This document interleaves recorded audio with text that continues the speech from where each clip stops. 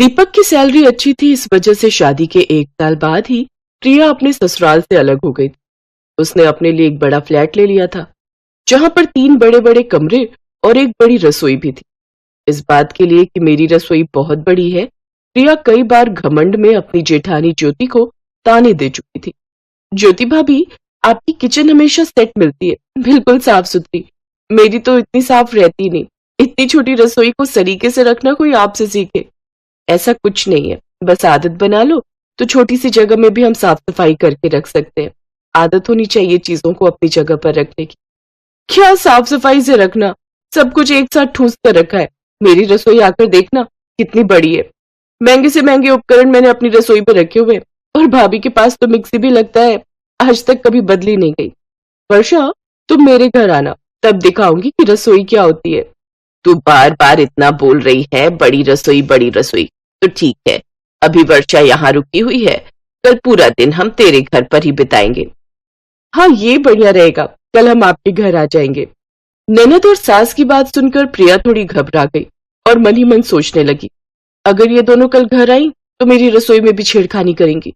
मेरे महंगे महंगे इलेक्ट्रिक सामान है, अगर कुछ खराब हो गया या रसोई की दीवारों पर दाग लग गया तो मेरी सुंदर सी बड़ी रसोई खराब हो जाएगी। इन्हें बहाना करके कल के लिए टाल देती, पर कैसे? हाँ, ये आइडिया अच्छा है। प्रिया सिर्फ बातें फेंकने वाली बड़बोले स्वभाव की थी। दिल से वो कभी नहीं चाहती थी कि कोई उसके घर आए। प्रिया ने अपनी फ्रेंड आंचल को मैसेज किया कि वो उसे इस समय कॉल करे, और आंचल ने भी प्रिया को कॉल मिला दिया। हेलो, क्या तूने कल की डॉक्टर की अपॉइंटमेंट ले ली? पर वहां तो पूरा दिन लग जाएगा ना। अच्छा, उसके बाद का कोई अपॉइंटमेंट नहीं है। ठीक है, तो फिर कल का रखते हैं। मैं वर्षा और माँ जी को परसों बुला लेती हूँ। ठीक है, बाय।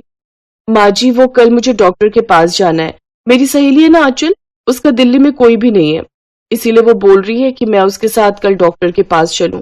वो अकेली नहीं जाना चाहती। अरे भाभी, कोई बात नहीं, हम फिर कभी आ जाएंगे। आप लोग परसों आ जाओ ना, परसों मैं घर पर ही हूँ। नहीं भाभी, मैं तो फिर आज ही चली जाऊंगी। मैं तो इसलिए रुक रही थी कि कल आपके घर हो आऊंगी, अब नहीं रुकूंगी। अब तो बहुत लेट हो जाएगा अगर परसों तक रुकी। कोई बात नहीं, फिर आ जाएंगे। परेशान क्यों होती है, तू अपनी सहेली के साथ जा। प्रिया बहाना बनाकर चली गई। उसने अभी तक सिर्फ एक बार ही अपनी रसोई ससुराल वालों को दिखाई। 1 साल पहले। प्रिया, आज तुम्हारी पहली रसोई है। माँ जी ने कहा है तुम्हें हलवा बनाना है। जिस चीज की भी जरूरत हो मुझे बता देना, सारा सामान यहाँ रखा है। इतनी छोटी रसोई में मैं यहाँ पर खाना नहीं बना सकती। यहाँ तो खड़े होने की भी जगह नहीं है। मैं तो पसीने से भीग जाऊंगी। वैसे इतनी गर्मी है, ऊपर से यहाँ कोई पंखा भी नहीं लगा है। माँ जी को बोल दो कि मैं पहली रसोई में कुछ नहीं बनाने वाली। अब तो मैं तभी कुछ बनाऊंगी जब मेरी रसोई बड़ी होगी। ये क्या कह रही हो बहू? नई बहू की पहली रसोई एक रस्म है, और तुम छोटी रसोई बोलकर इस रस्म को करने से मना कर रही हो। अरे, मैं शादी होकर आई थी तो इसी रसोई पे 40 साल तक निकाल दिए। पिछले 8 सालों से ज्योति भी इसी रसोई में काम कर रही है। इसने तो कभी नहीं कहा कि छोटी रसोई है। देखो, रसोई को कितने संभाल कर रखा हुआ है तुम्हारी जेठानी ने। अगर जेठानी जी ने छोटी रसोई में एडजस्ट कर लिया तो ये नहीं है कि मैं भी छोटी रसोई में एडजस्ट कर लूंगी। मैं तो इसी साल अपना नया फ्लैट लेने वाली हूँ। अब मेरे फ्लैट में बड़ी रसोई होगी। मेरे बस की नहीं है इतनी छोटी रसोई वाले घर में रहना। प्रिया ने उस दिन के बाद जेठानी की छोटी रसोई में कदम भी नहीं रखा, और 1 साल के अंदर ही वो अलग बड़े फ्लैट में रहने आ गई। भले ही प्रिया की रसोई बड़ी हो गई थी, पर उसका दिल बहुत छोटा था। ज्योति की रसोई छोटी थी, पर उसका दिल बहुत बड़ा था। शादी के बाद ज्योति ने उस छोटी सी रसोई में ही न जाने कितने फंक्शन निपटा दिए। कभी कभी ज्योति की सास का मन करता कि रसोई के पास थोड़ी जगह है तो रसोई को तुड़वा कर आधुनिक किचन बनवा दे। इसी विषय में अभी बात चल रही थी। सुनील बेटा, मैं सोच रही थी कि रसोई थोड़ी बड़ी कर लेते हैं। अब परिवार भी बढ़ रहा है। बहू को छोटी रसोई में दिक्कत होती होगी। हालांकि वो कहती नहीं है, पर मेरे मन में आ रहा है कि अगले साल तक हम रसोई को बड़ा करवा लें।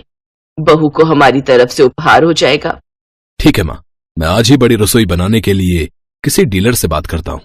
ज्योति के लिए बड़ी रसोई बनवाने का सरप्राइज अभी उसकी सास और पति के बीच में ही था। अभी बात चली रही थी कि तभी बीच में बारिश आना शुरू हो गई। अचानक एक सुबह जब प्रिया सोकर उठी तो उसने देखा कि उसकी रसोई एक गैलरी के पास थी।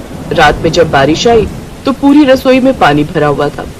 महंगे महंगे सारे सामान, राशन और क्रॉकरी पानी से खराब हो चुके थे। प्रिया की इतनी सुंदर बड़ी रसोई बारिश की वजह से बिल्कुल बेकार हो गई। प्रिया परेशान थी कि खाना कैसे बनाए।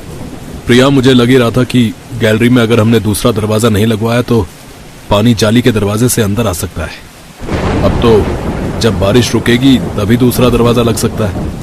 ये सब जाली के दरवाजे से ही पानी आया है। कुछ तो जुगाड़ करना पड़ेगा। पर अब खाना कैसे बनाऊंगी? रसोई में तो घुसने तक की जगह नहीं है, सब कुछ खराब हो गया। कोई बात नहीं, धूप निकलेगी तो सूख कर सब कुछ ठीक हो जाएगा।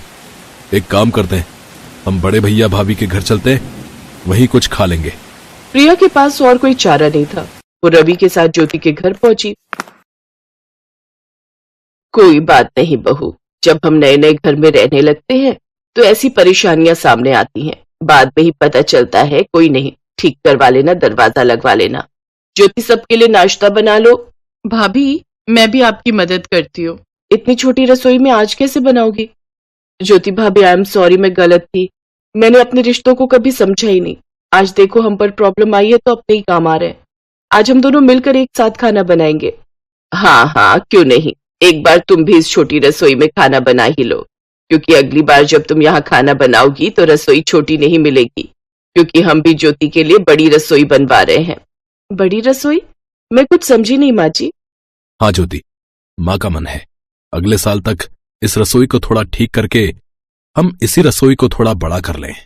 ये तो बहुत अच्छा रहेगा भैया। भाभी इतने सालों से इस छोटी रसोई में काम करती आई है। गर्मी के दिनों में इन्हें बहुत परेशानी होती है। अब बड़ी रसोई हो जाएगी तो भाभी को भी आराम हो जाएगा। ज्योति के चेहरे पर खुशी आ जाती है। उसने इतने साल छोटी सी रसोई को संजो कर रखा। अब उसकी वही छोटी रसोई बड़ी रसोई में परिवर्तित हो रही थी। कभी कभी हमें बिना मांगे वो सब मिल जाता है जो हमारे लिए सही होता है। इसीलिए व्यक्ति को हमेशा सहनशील रहना चाहिए।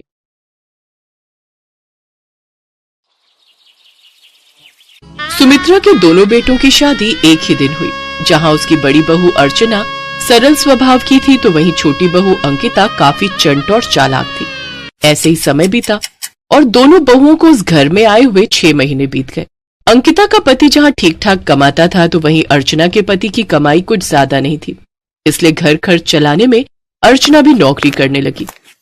अर्चना नौकरी करती थी और शाम को घर लौटती थी, इसलिए रात की रसोई का काम उसके हिस्से आया, जबकि दिन की रसोई अंकिता ने संभाली। एक रोज अर्चना सीधी ऑफिस से आई और रसोई में घुस गई।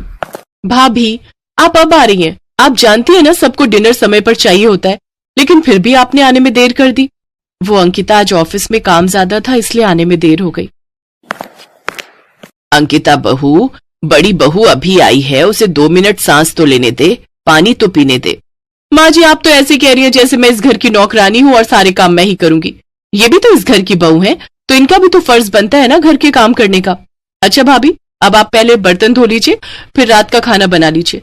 वो क्या है ना, घर में कई सारे काम होते हैं, इसलिए मुझे बर्तन धोने का टाइम ही नहीं लगा। ठीक है, मैं कर लूंगी। थकी हारी अर्चना घर के कामकाज में लग जाती है। अंकिता बहुत चालाक थी।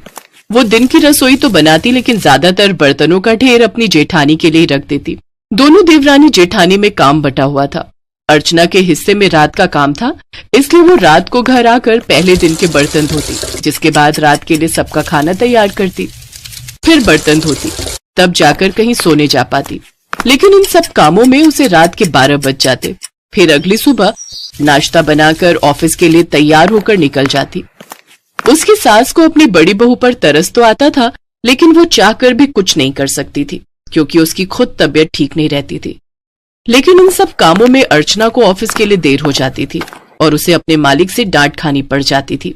क्या बात है अर्चना, आज तुम फिर लेट हो गई। आखिर ऐसा कब तक चलेगा? अगर ऐसा ही चलता रहा ना तो अपने लिए दूसरा ऑफिस ढूंढ लो।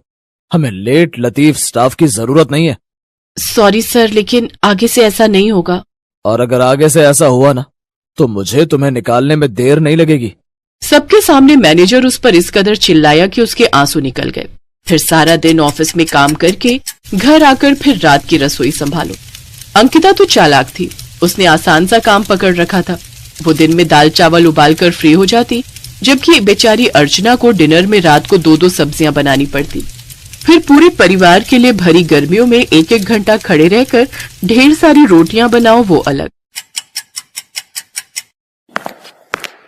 भाभी, मेरा ना आज डिनर में इस कोफ्ते की सब्जी के साथ पराठा खाने का मन कर रहा है, तो आप मेरे लिए तो पराठे ही बना देना। और हाँ, मेरा खाना मेरे कमरे में ही भिजवा देना। वो क्या है ना, बहुत ज्यादा गर्मी है तो मैं अपने रूम में एसी में बैठ कर ही खा लूंगी। ठीक है अंकिता, थोड़ा वेट करो, मैं लाती हूँ। अर्चना ने गर्मा गर्म पराठे अपनी देवरानी को जाकर दिए। एक रोज उसे तेज बुखार था। बड़ी बहू, तेरी तबीयत कुछ ठीक नहीं लग रही। तू ऐसा कर, तू सो जा। आज की रात की रसोई मैं देख लूंगी। नहीं माँ जी, आपकी तबीयत तो वैसे ही ठीक नहीं है। आप आराम करिए, मैं संभाल लूंगी। और वैसे भी कल संडे है तो मेरी छुट्टी है, तो सुबह थोड़ा ज्यादा देर तक आराम कर लूंगी। ठीक है बहू, जैसी तेरी मर्जी। अंकिता अच्छे से जानती थी कि अर्चना की तबीयत ठीक नहीं है, लेकिन तब भी वो कभी उसकी मदद करने आगे नहीं आती। जहां अर्चना छुट्टी वाले दिन का बेसब्री से इंतजार कर रही थी, तो वहीं अंकिता को भी पूरे हफ्ते भर इसी दिन का इंतजार रहता। अगली सुबह, भाभी भाभी उठिए, आज आपकी छुट्टी है ना, तो सारा किचन साफ कर दीजिए। रसोई की अलमारियां और डब्बे बहुत गंदे हो रहे हैं। बहू, ये काम तू किसी और दिन भी तो कर सकती है। बड़ी बहू को एक दिन की तो छुट्टी मिलती है, अब उसे आराम भी करने दे। हाँ, मुझे भी तो आज का ही दिन मिलता है। और भाभी, मुझे आज पार्लर भी जाना है, इसलिए साफ सफाई के बाद सुबह का नाश्ता, फिर दिन का खाना आप ही देख लेना। और रात की रसोई तो आपको संभालनी ही है। कुछ देर बाद अंकिता ब्यूटी पार्लर के लिए निकल जाती है और अर्चना घर के कामकाज में लग जाती है। फिर दिन की रसोई बनाकर भी वो तैयार कर लेती है, लेकिन काफी देर तक इंतजार करने पर भी वो नहीं आती। फिर अर्चना ही उसके फोन पर फोन करती है, तो फोन एक आदमी उठाता है। देखिए, इनका एक्सीडेंट हो गया और सड़क पर खून से लथपथ पड़ी हैं। क्या? हे भगवान, आप मुझे बताइए, मैं अभी पहुंचती हूँ। अर्चना अपने जेठ और देवर के साथ उस जगह पहुंचती है। फिर सब मिलकर उसे अस्पताल ले जाते हैं।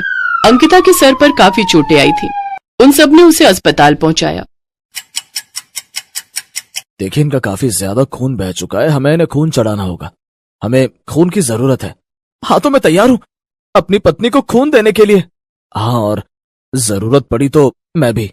देखिए, हमें सिर्फ ओ पॉजिटिव की ही जरूरत है। हाँ, तो मेरा है ना ओ पॉजिटिव।